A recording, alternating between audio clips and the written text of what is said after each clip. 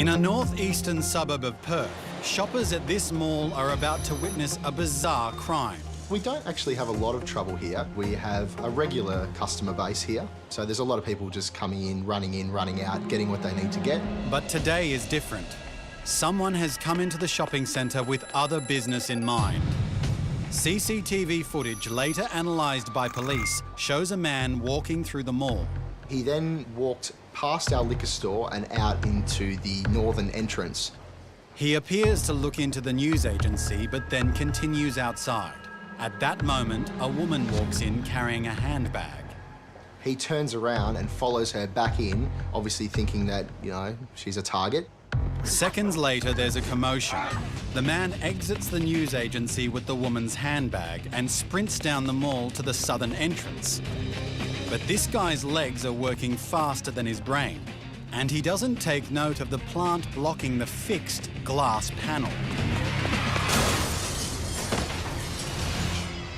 The bag snatcher has smashed straight through the glass window, and the crowd of shoppers are in for a big surprise.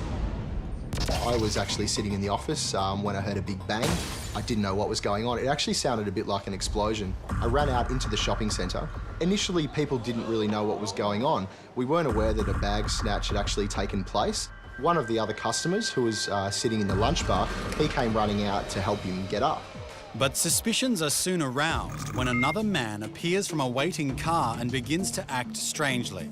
I, in the back of my mind, knew that something was up here. It wasn't normal behaviour. He was making strange noises and he was moving around really quickly, and he was being very weird and quite aggressively loud. So we knew that something was wrong, and I immediately got on the phone to the police. When his friend started to pull this guy from the glass and drag him through the glass, that's when Jake stepped in.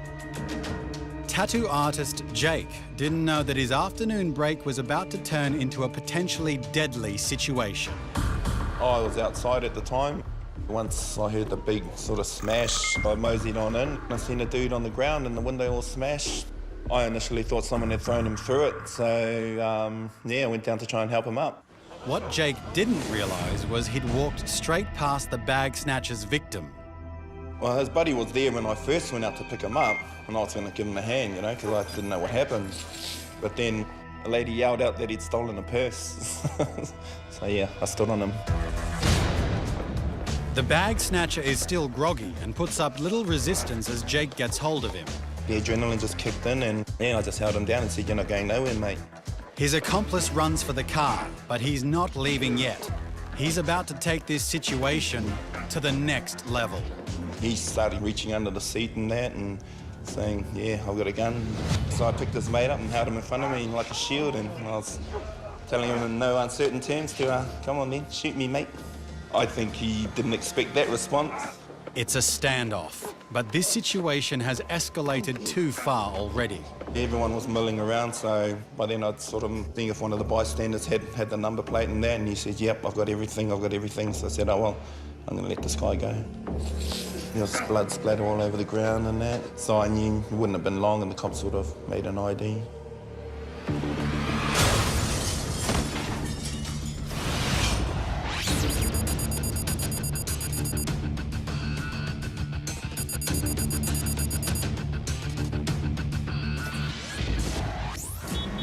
Around 90,000 vehicles a day travel on the express